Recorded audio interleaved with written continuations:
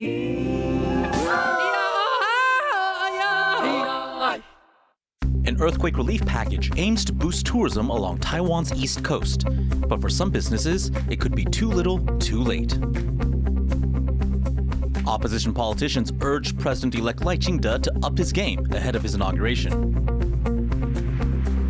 World-renowned paintings from Van Gogh, Rembrandt, and Raphael are in Taiwan for a special exhibition, and we're getting an inside look.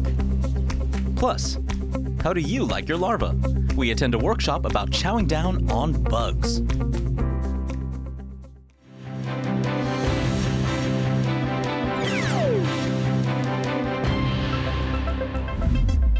Good evening and welcome to TaiwanPlus News. I'm Eric Gao.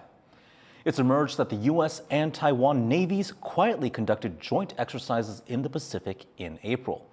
According to the Reuters news agency, the drills involved, quote, multiple military assets, including frigates and supply vessels.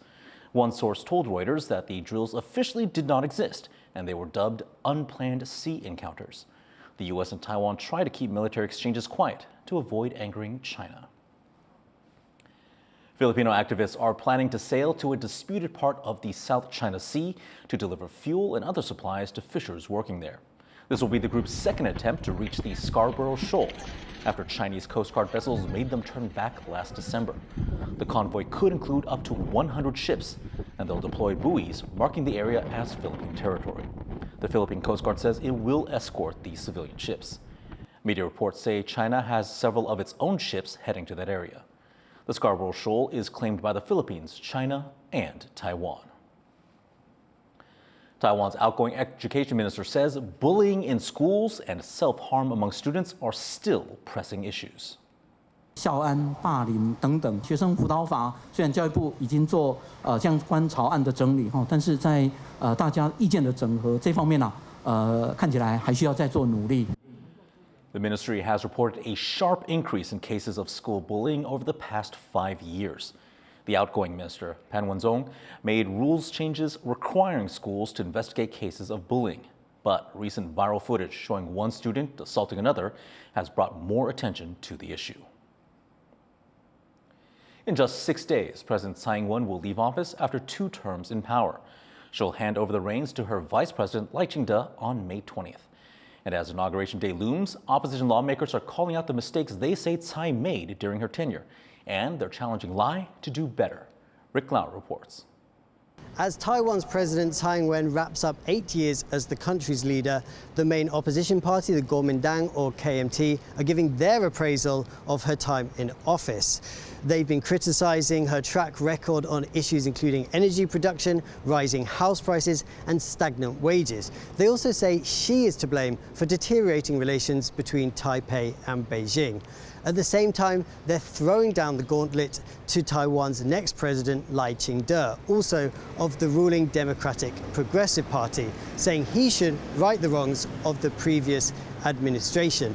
And we hope the new president, the new government have improved their dialogue with the cross-strait issue, because we only know you have a dialogue and you can keep this peace and prosperity. Now, while the KMT may have lost the presidential elections earlier this year, they did gain control of the legislature, and they're now saying that they will be using this power to hold Lai to account and force the government to pay attention to issues they say are being overlooked. Justin Wu and Rick Lowett in Taipei for TaiwanPlus. All this week, we're looking back at President Tsai's time in office. And over the past 8 years, she made huge strides toward modernizing Taiwan's defenses. Jaime Ocon takes a look at the progress she's made.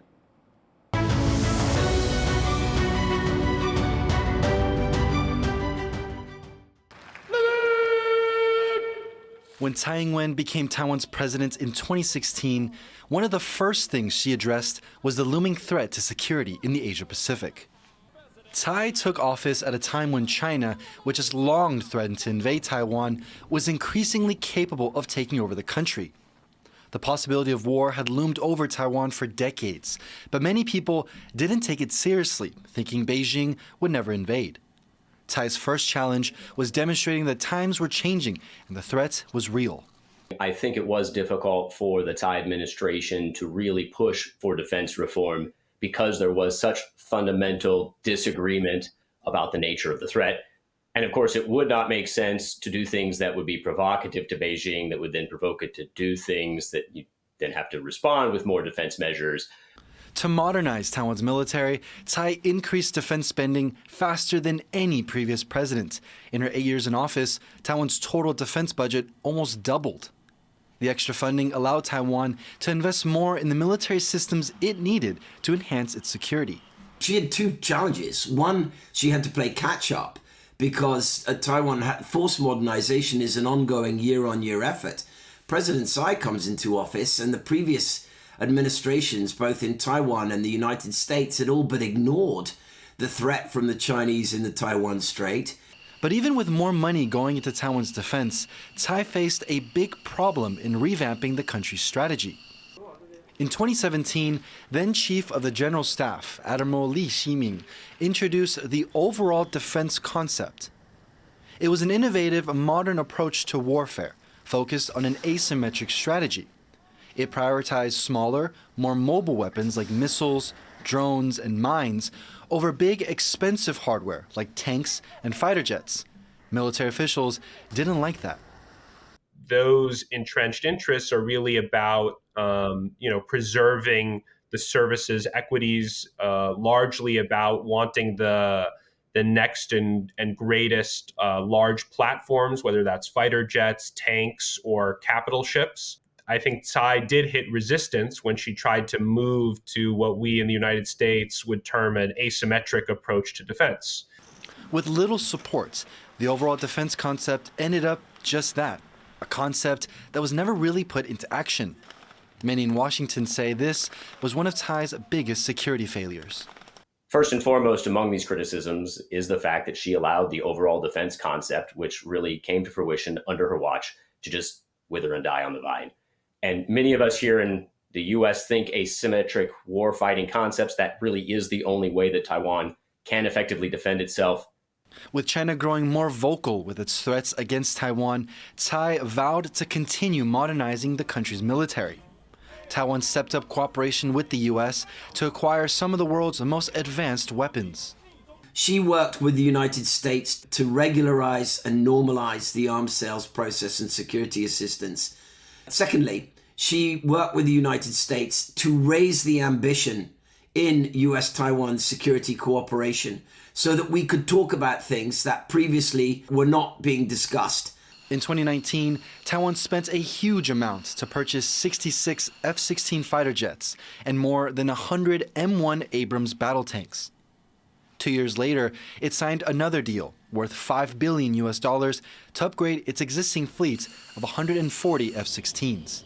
For decades, the U.S. has been Taiwan's largest provider of weapons.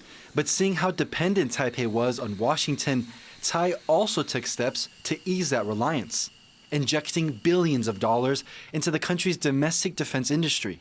Taiwan, of course, has a very capable, technologically advanced society. And it also has experience making weapon systems and platforms before. So Tsai, was able to tap into something that already existed, and I think that she did a good job building up the capacity.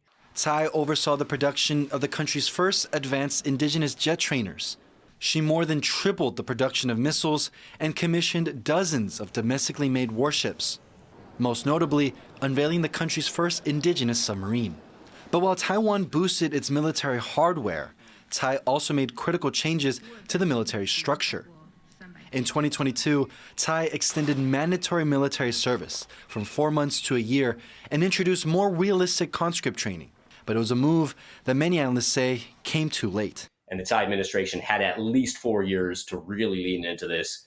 And instead, it kind of felt it was okay to rest on its laurels and say, look, at least we're spending enough on the problem.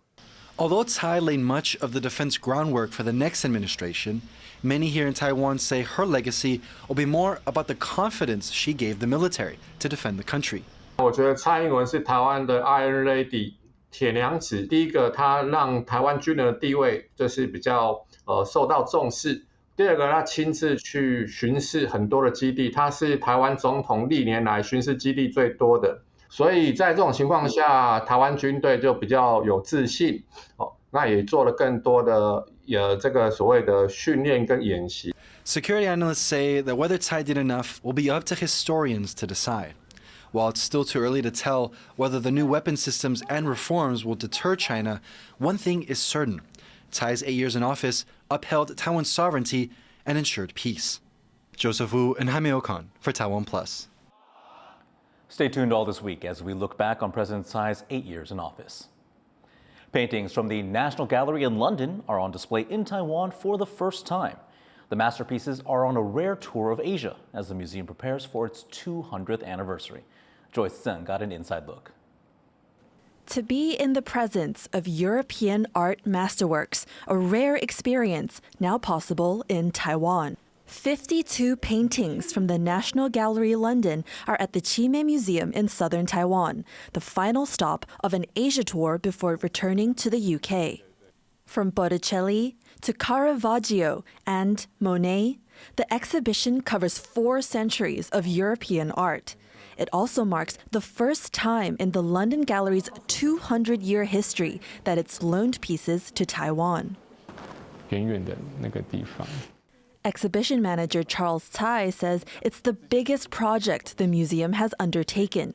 To meet strict art preservation standards, the museum imported special equipment and revamped its venue, carefully following a thick guidebook from the National Gallery detailing everything from how to handle shipments to the proper light settings to protect the canvases. 就是一项一项的要 check， 然后来确认我们有没有达到他们符合的条件。像是他们对于展墙的结构非常的重视，尤其是就是最近还有一些地震嘛，所以他们但我们之前就已经给了说，我们对于幕墙的这些结构都是做了非常的充足的一个准备，然后让这些画作都可以非常安心的挂在我们这个展墙上面。 National Gallery experts also flew in to help with the installation, a chance, Tsai says, for their team to learn from the best. And despite strict rules for handling the art, there was creative freedom in how to arrange it. For the Taiwan show, the pieces are divided into 4 sections by period, starting from the Renaissance with classics like the Garva Madonna by Italian artist Raphael, to Baroque, featuring Poussin, Rembrandt, and more. Then there are trends from the Grand Tour, with highlights like this 1825 portrait by Sir Thomas Lawrence, The Red Boy. 他的那个眼珠，然后他的清澈的目光，然后他轻松写意的这个姿态，就会觉得看非常的赏心悦目。 The final section is dedicated to the Impressionists, including Van Gogh and Gauguin. Tsai says visitors may have seen these works before in a book or on a screen, but seeing the real thing can help even the most passionate art lovers discover new things. The oldest painting in this exhibition is this one. It's by Italian artist Antonello da Messina, believed to be painted around 1475. Now what's special about it is its intricate details, which the exhibition manager told me that even him, as an art scholar, only got to notice several details by seeing it in person. For example, in that left window, there's in fact 2 people on a boat and a person riding a horse. Revealing such details is a crucial part of the experience, and Lai Ching-te has trained over 70 guides to bring the exhibit to life. 我自己是蛮喜欢的，是克劳德的一个作品。那它的含义，因为它本身是讲一个那个海景的画面，因为我觉得它画风是一个很舒适的感觉。可是经由导览之后才发现说，它原来背后的含义是这么的感伤，就是大家出征，然后遇到一个不好的一些族人，然后可能攻击他，然后他们就没有办法回城这样子。我觉得是一个蛮特别的一个分享，这样。People need to come here to really know. Personally, to person, real face to face to see, to enjoy the painting, and you will know the story and the moment at that time. 在以前的人过着怎么样的生活，然后你必须要真的亲眼看到，然后这是一个很好的 education, no matter any age, is really good. Art scholars say exchanges like these help people relate with one another, regardless of where they're from and across time. Art means not only to look at nice pictures, but to observe, to improve an understanding of the other. And art can do that also without language. Beyond the art, Tsai says this exhibition has strengthened cultural ties between the UK and Taiwan and built the trust needed to loan and host globally beloved paintings, with the common goal of sharing the finest art with the public. Andy Xue and Joyce Sun in Tainan City for TaiwanPlus. Stay tuned to TaiwanPlus News. Coming up, climate change could be impacting your favorite dishes. Find out how after the break.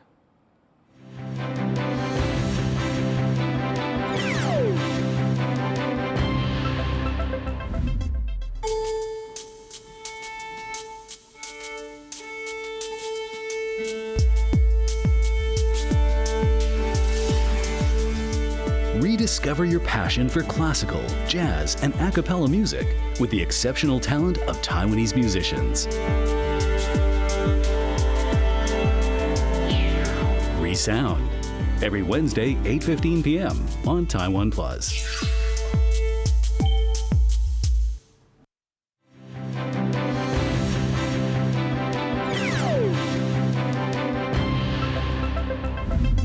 Welcome back. You're watching TaiwanPlus News. A group of lawyers are in hot water for allegedly leaking investigation transcripts to a fraud ring. The lead suspect in the leak was representing a driver for the syndicate and allegedly passed confidential information to the ring's mastermind. The Taipei District Prosecutor's Office found 16 lawyers were involved.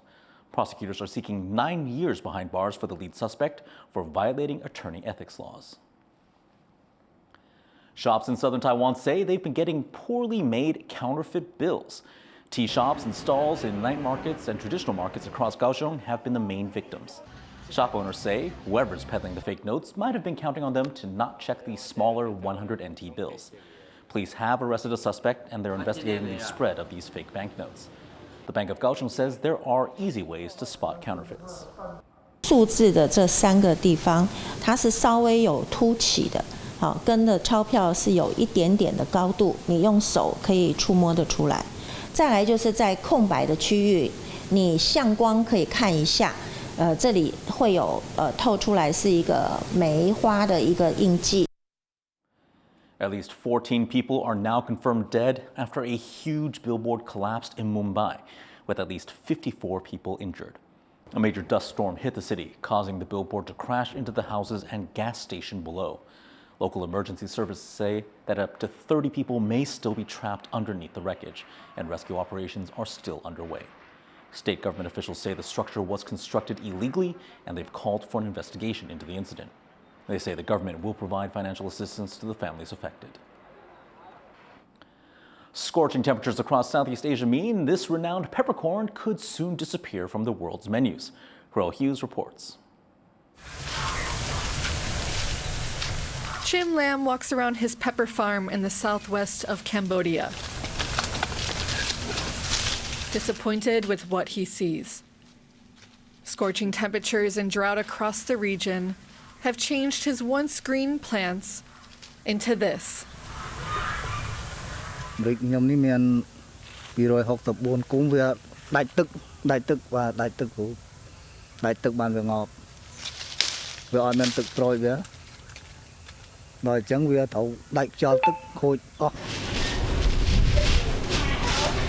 This region of Cambodia produces some of the most prized peppercorns in the world.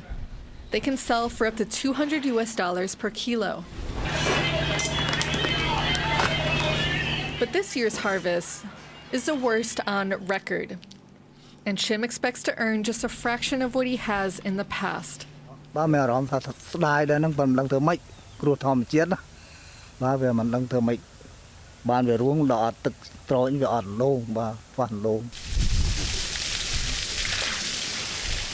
On a nearby farm, one has the same problem. He's a fourth-generation pepper farmer and harvested 9 tons last year.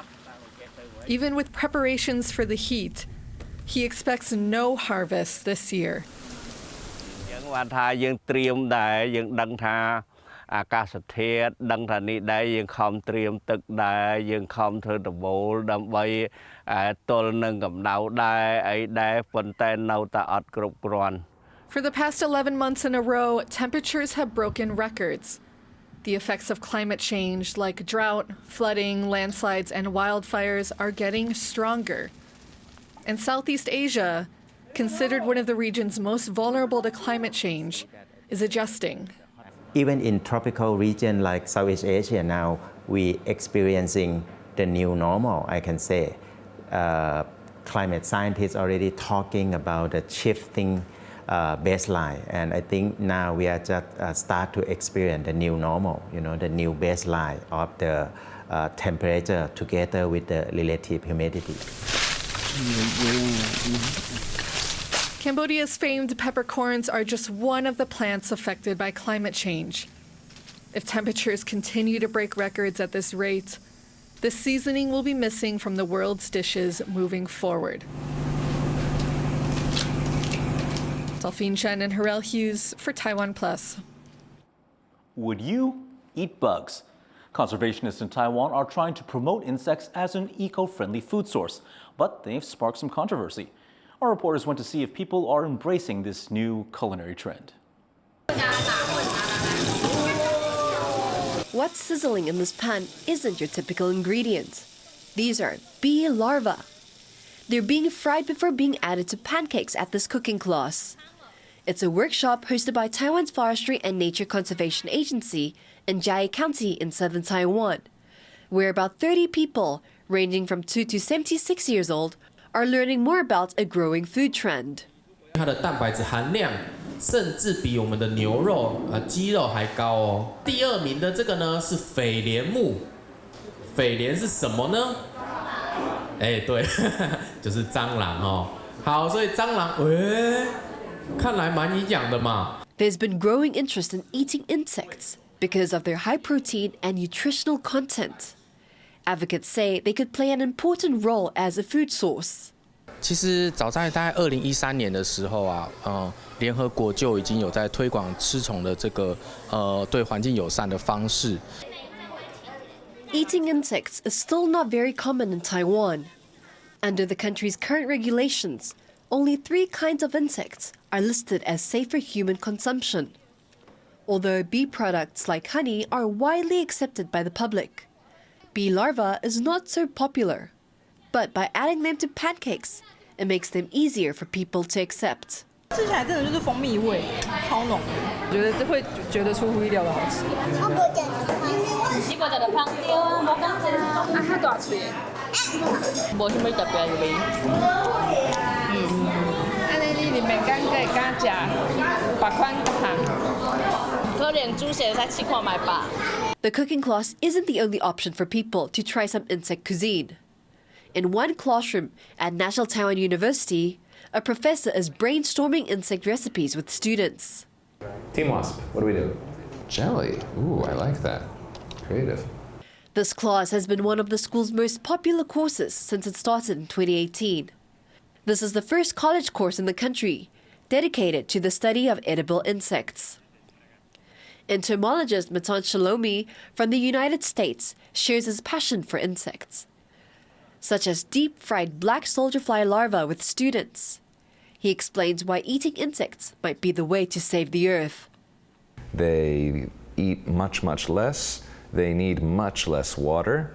They need very little land.